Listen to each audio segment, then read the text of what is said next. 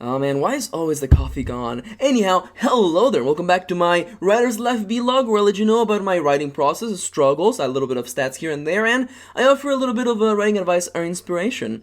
Today I'm going to be talking about my process for writing last week, a little bit of what happened, and I'll be talking about the concept of kill your darlings and why it doesn't mean what you think it means. So, jumping right into things, this week I actually wrote for the first time in ever. I was only able to write a couple of days, and that's mostly because my life is super hectic right now. It is an absolute mess of family things and personal crises and stuff like that, and I don't feel comfortable talking about it. But it's been going on, and I've been able to salvage about 2 days of nothing but writing for me, and that's actually awesome. I'm gonna be going over that right now. As always, before I share my stats, I want to remind you that I write books for a living. I've been doing this forever, and if it wasn't because of family issues, I would be probably writing more. I write tons. Don't take these as an example of what you should be doing, because you probably don't have the experience or the time to write so much, okay? That's not me telling you that I'm awesome. I'm just telling you that it took me a long time to get to where I am today, so don't feel pressured, okay? People keep asking for stats, so that's what I'm giving them to you. Talking about stats, I wrote for 2 days, Sunday and Monday, and I managed to finish the first of a series of small projects that I'm working on. They're kind of part of the same kind of macro setting, and I'm making a bunch of them, a bunch of small ones. And the first day that I wrote 6,393 words. The second day I wrote 6,269. Could it have been a better number? I don't think so. To a total of 12,662. Literally finished the entire novelette in 2 days. It was intense. Now let's talk about process. I feel I am honest enough and level-headed enough to admit things like this, and I was downright terrified when I began writing this project. It was something that I had never done before. It was something that I had no experience with, and I felt incredibly uneasy working on it. And if you follow me on Twitter, which you should at Mr. Kirin, I post about writing and my process in there, and I was downright terrifying of starting, and I forced myself because the thing ain't gonna get written by itself, and time is money. Time is money, friend.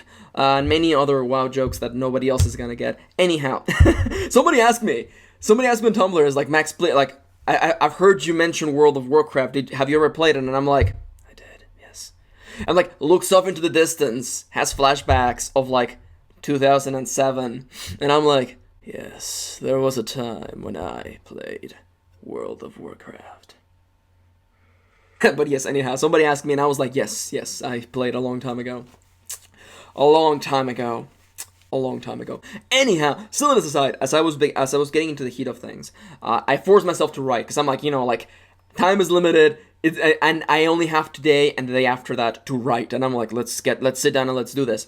And it wasn't until about 2,000 words. I gotta say, it was 2,000 words in. I found my tempo. I found the way the story was supposed to go. I found my little thread, and I kept following it, and that made that made the entire difference. I became comfortable with the story. Again, I don't feel comfortable talking about it because I haven't revised it, so it's kind of, I would lie to you if I told you what the story was about. I need to revise it and make sure that everything is squeaky clean, but I was uncomfortable writing it, and it wasn't until I was 2,000 words, basically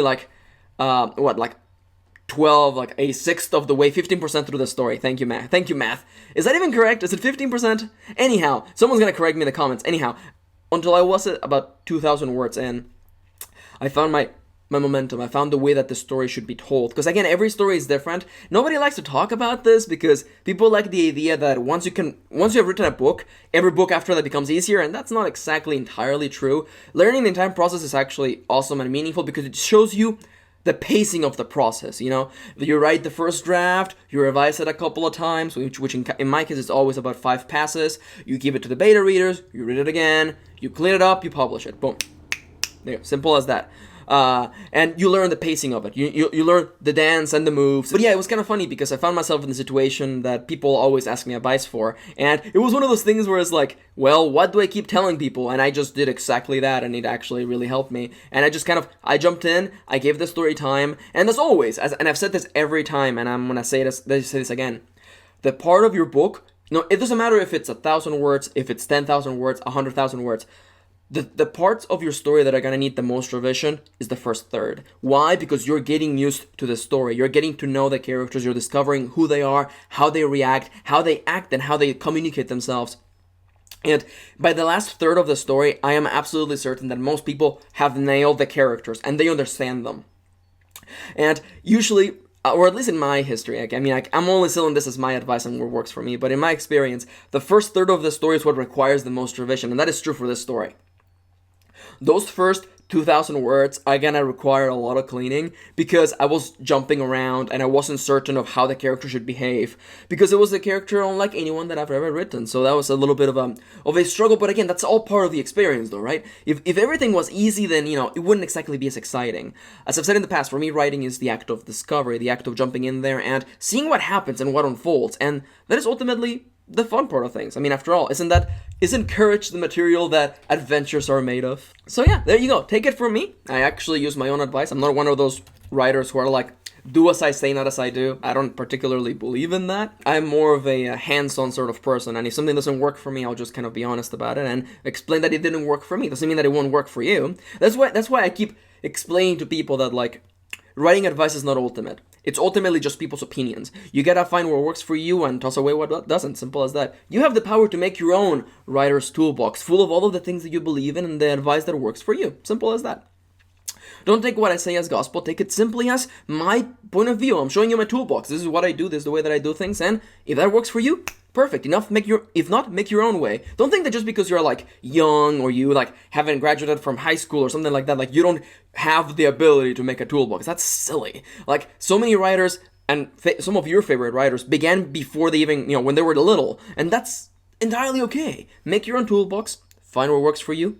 Toss away what doesn't. And create something that is entirely yours. You know what I'm saying? Like your own voice, your own way to do things. And that's entirely okay. People worry about rules and stuff like that, and that causes a lot of confusion. Talking about confusion, let's talk about the main thing of this conversation, because there's a subject that I've been wanting to tackle, and I'm gonna lightly touch on it because it's a really quick subject. It's really quick. What is it? What does exactly kill your darlings mean? Being entirely honest, I have stayed away from subjects like this, primarily because I haven't been able to find a good way to tackle them, because I can ramble. I know myself too well, and I can ramble without problem. It's one of the skills on my character sheet. Trust me. And I don't want to put that to effect. I want to, give you guys the ability to learn or understand what I'm trying to say without all my rambling. Max said, realizing that they have been rambling for the last minute or so. There are two subjects that are really important and big in writing, and they cause a lot of confusion. The first one is show up versus tell, which I will make an entire video on probably next week. I have a post on it on my Tumblr. You can go find it on my master post.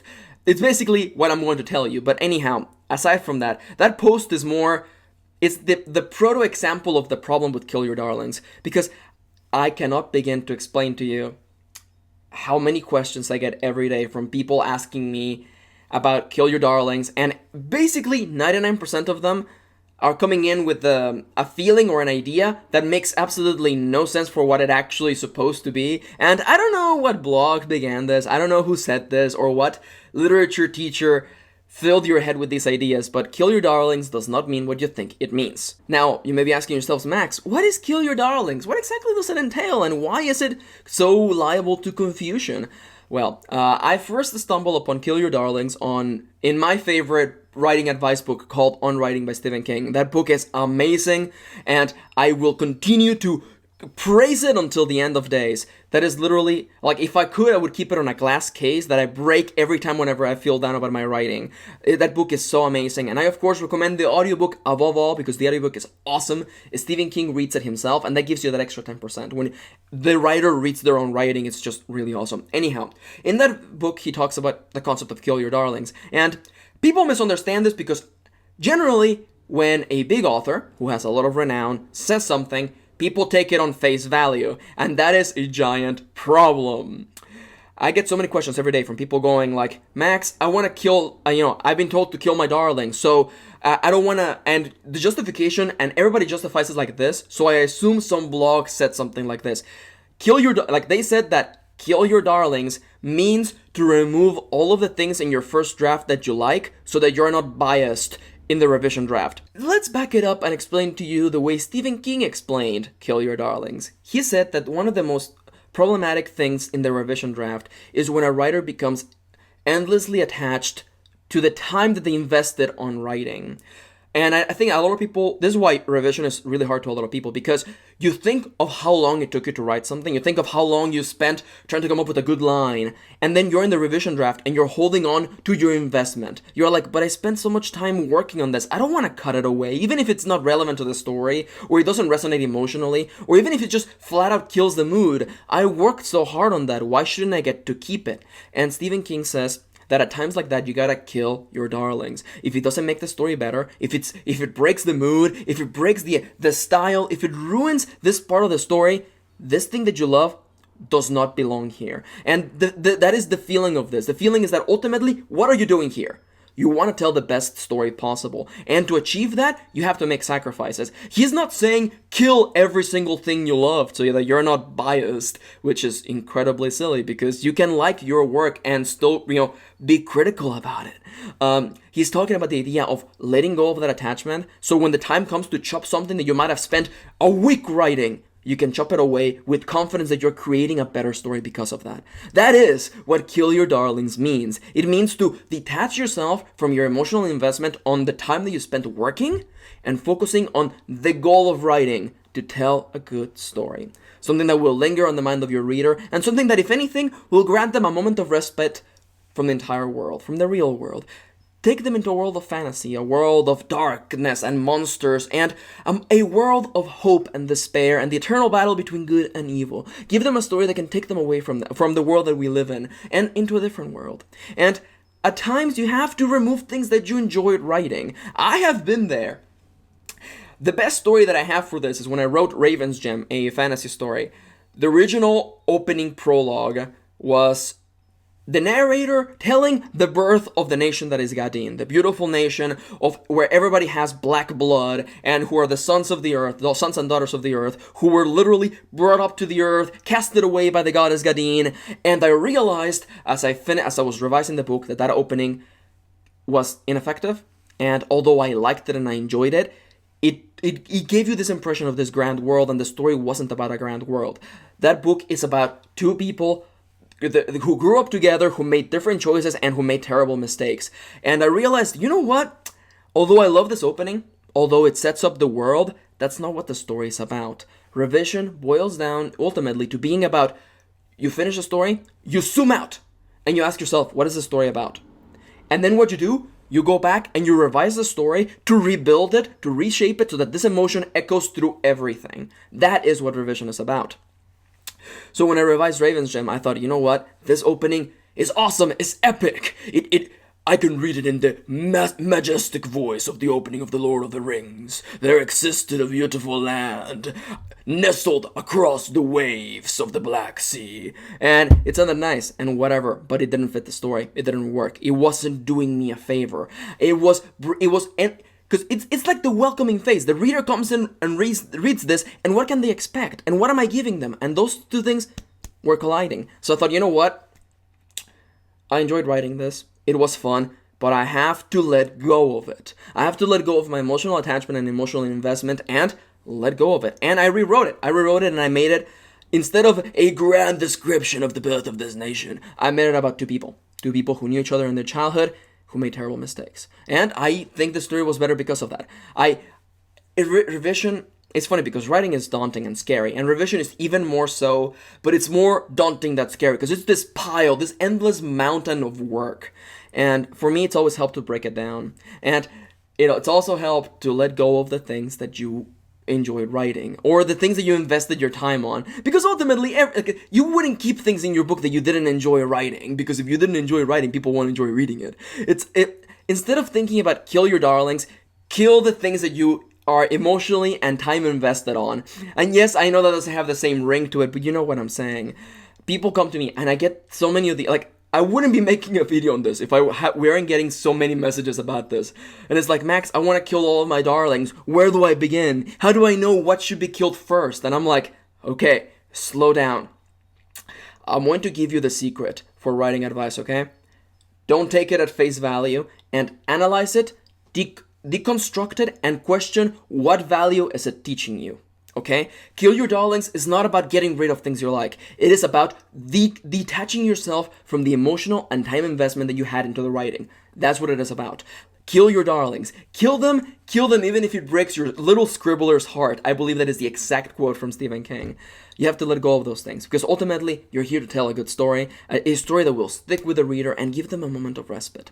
And this goal should never be put to second to your attachment to the story. Oh man, I'm getting really angry. But you know what I'm saying. Ultimately, we want to tell a good story, and you have to let go of some things. I'm not saying it's gonna be easy. I'm not saying that it's gonna be something you can just do on the fly, but it's part of the art of telling a story. You have to sometimes look at your work, look at the entire opening of your book, and go, you know what? This is not working. Thankfully, though, I can make it work. Revision is...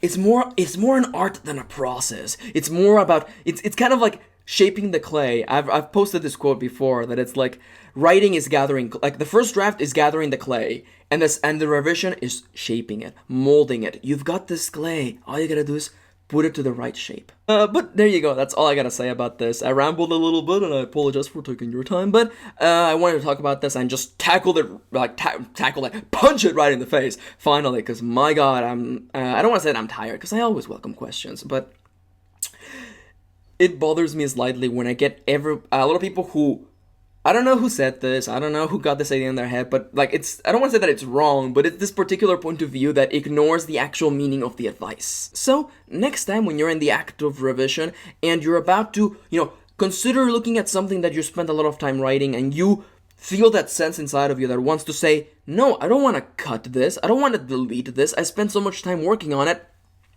question that voice and remind yourself, why is it you're doing this? You want to tell a good story. A great story that will give your readers a moment of peace from the real world. Remember that.